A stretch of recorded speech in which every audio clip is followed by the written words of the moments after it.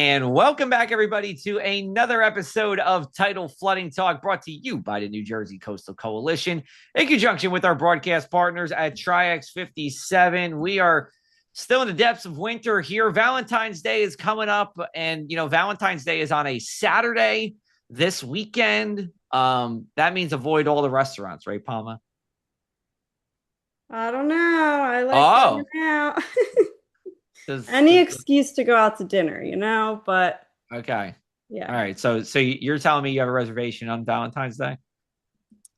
I didn't make a reservation, but Somebody made one for hey, you. Is that we'll fair to say? see. All right, we'll see. All right, No, well, I don't know. I'd be happy just staying at home though, because it is very crowded it on these is. big holidays.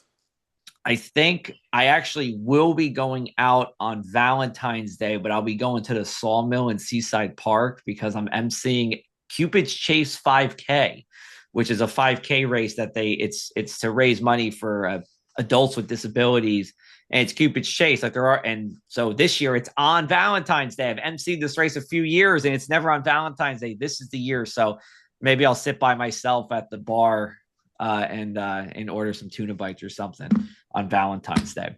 All right. Our topic this week has nothing to do with Valentine's Day, unless Eric Mischell can find a connection for us here. But he we have him on today to talk about observed trends in extreme precipitation and convective intensity under global warming. Convective intensity, think of thunderstorms, for example. That would be convective intensity. He is a PhD student at the University of Miami, and he is from New Jersey. He is from Cranberry, New Jersey. He decided to go down south of Florida way before he retired. Maybe a good choice, Eric, when we're talking to you in the middle of winter here, but welcome to Tidal Flooding Talk. It's a pleasure to be here. Awesome. So we'll just get this out of the way. Cranberry, what part of New Jersey is that in?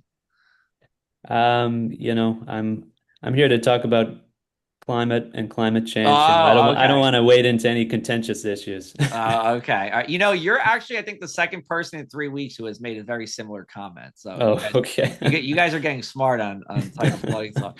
No, but in all seriousness, it's great to have you on here. I think extreme precipitation, at least from a New Jersey perspective, has really entered consciousness, specifically with Ida that we had in 2021. We had another, extreme precipitation event just 2 years later. Of course, you're looking at not just New Jersey, but everywhere on this. But, tell us, how about start with this here?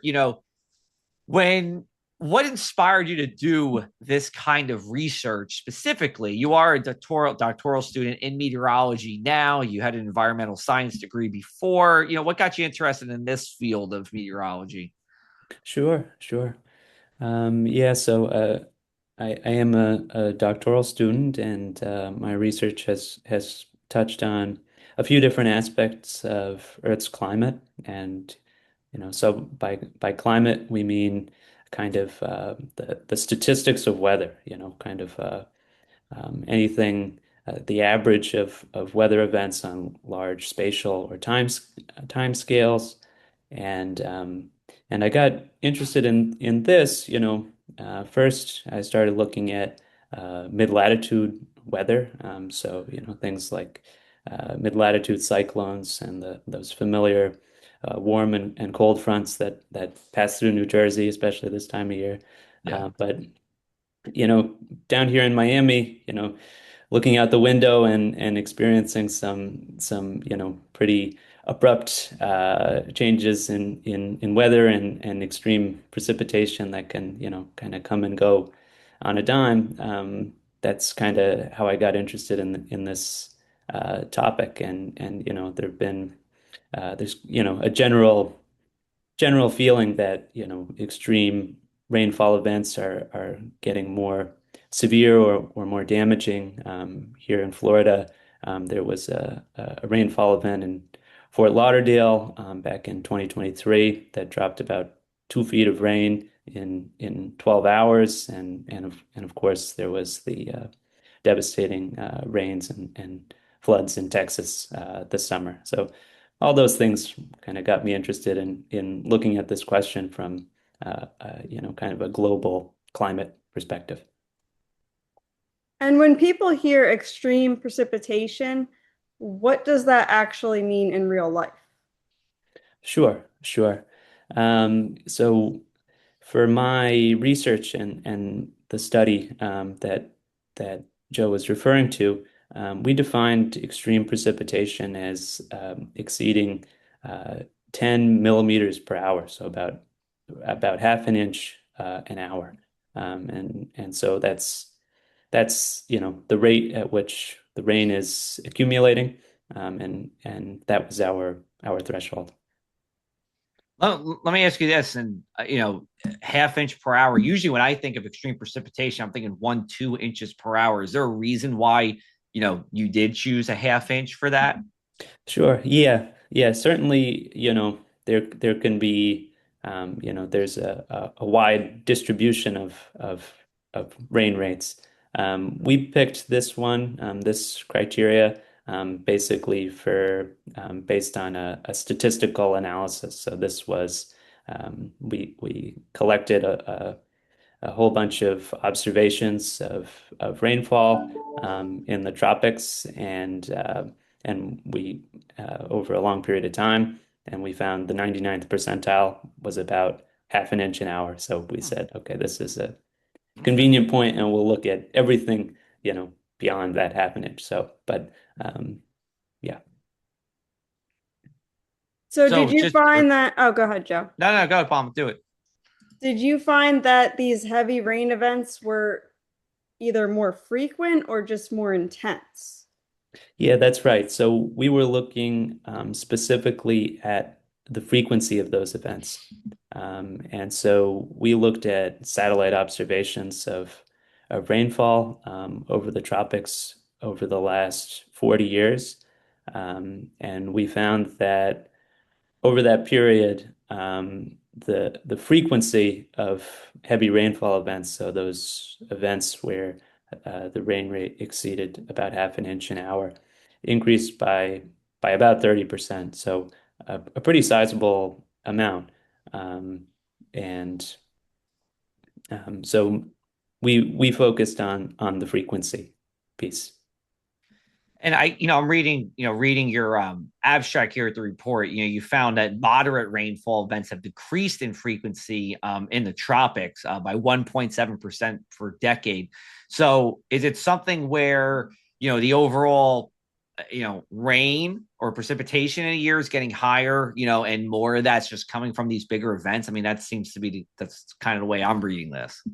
Yeah, that's exactly right. So, there's kind of this um, idea that overall, when you add greenhouse gases to the atmosphere, the average rain rate should increase, but it probably increases at a fairly modest rate. So what was interesting about our study was that even though the average rainfall was pretty close to level or slightly increasing over the period, we found that there was this kind of compensation between a kind of big increase in heavy rain and then a decrease in more moderate or lighter rainfall events. And that kind of compensation led to a very small rise in the average, but could still have pretty profound effects. Awesome. All right, we're going to take our first break here. We'll come back on the other side here on Tidal Flooding Talk. Thanks to the New Jersey Coastal Coalition, your flood insurance bills are lower and your streets safer from the reality of flooding. Since beginning in 2013, we build more resilient shoreline communities. Our member towns develop and share in best practices that anticipate future concerns and create flooding solutions. From our town-specific free web app for flooding information to our weekly Tidal Flooding Talk show, we focus on flooding 24/7. Visit www.njcoastalcoalition.com for more.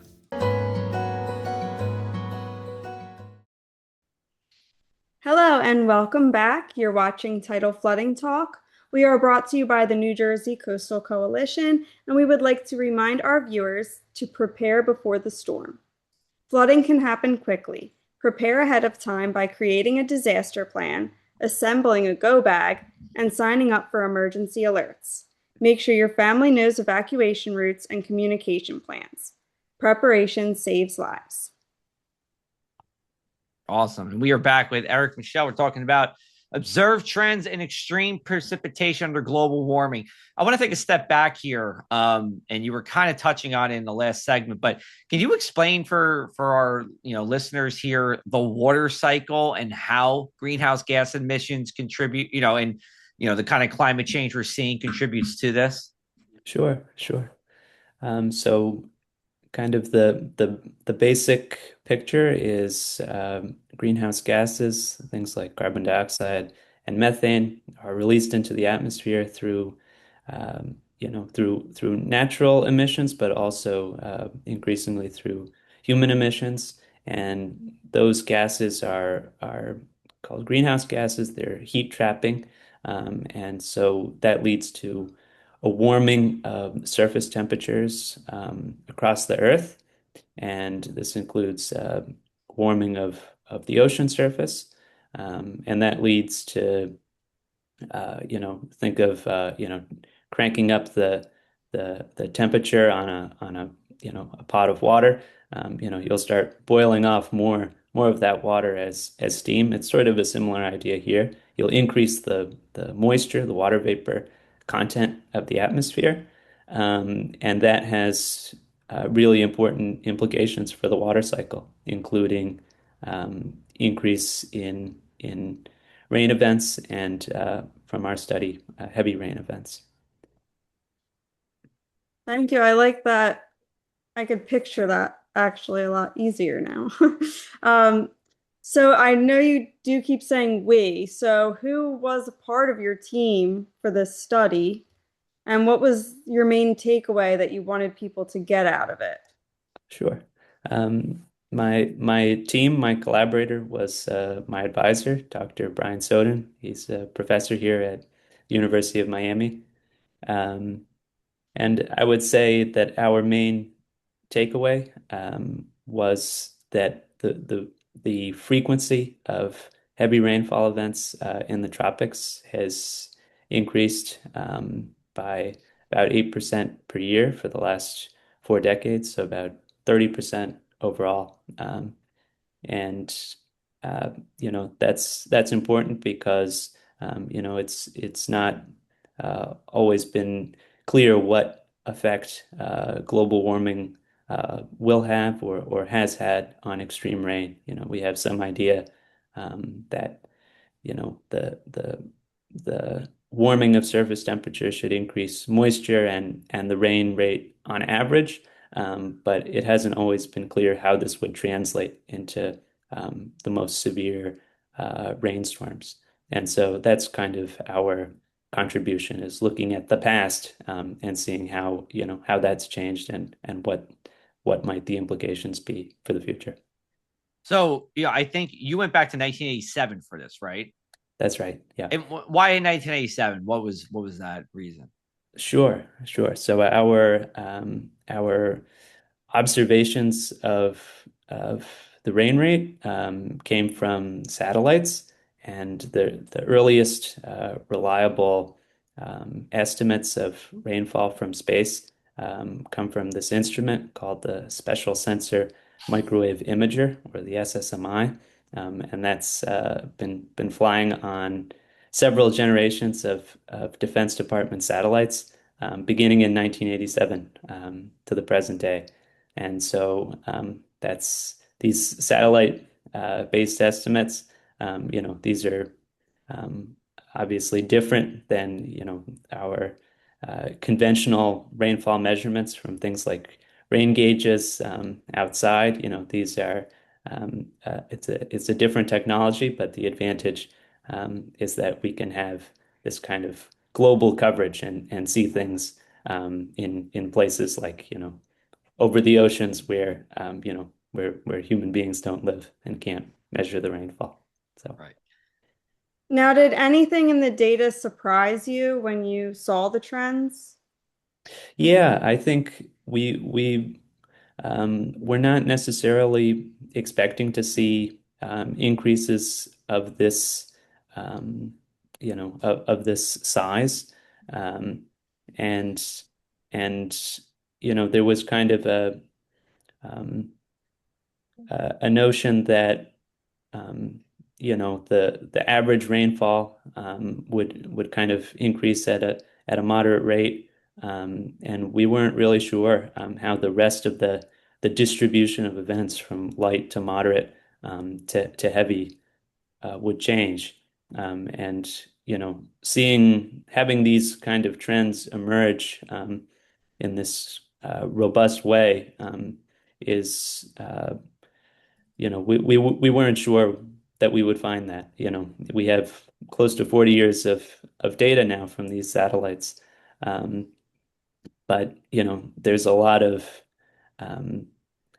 variability in weather and climate, as we all know, experience day to day. And so sometimes these trends aren't always apparent in that variability.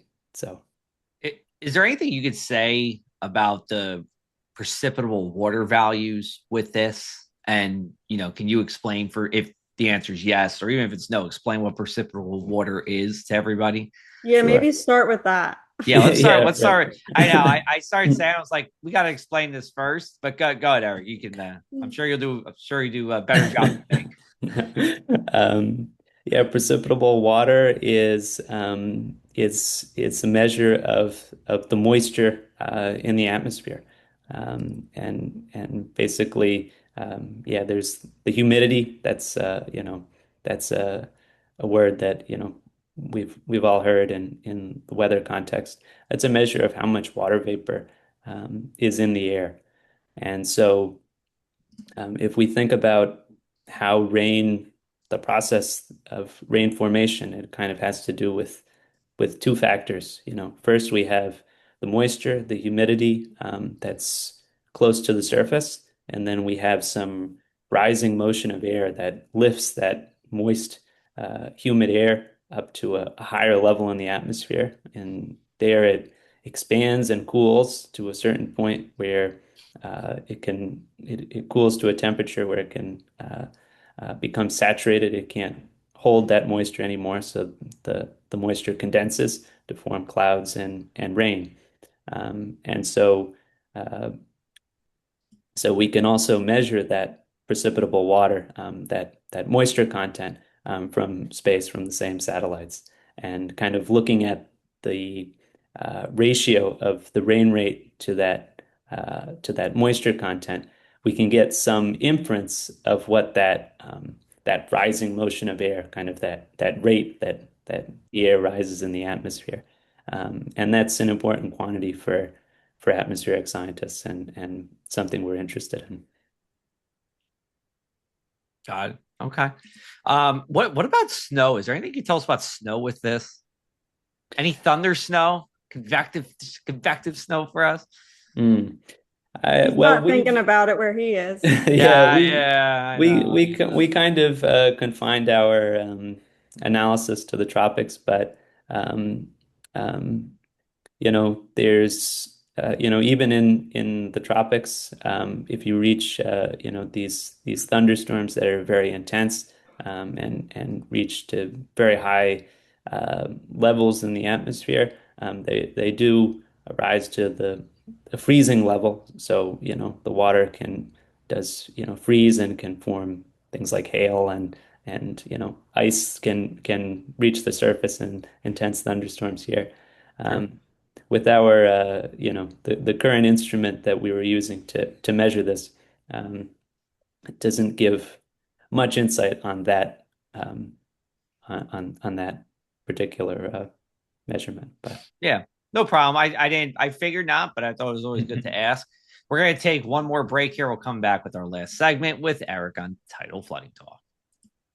Atlantic City Restaurant Week, reimagined. Join us this March for the month-long culinary celebration, showcasing the city's diverse and vibrant dining scene, offering a delicious opportunity for both locals and visitors to savor the best of Atlantic City's flavors. Taste Atlantic City's 48 blocks of endless flavor.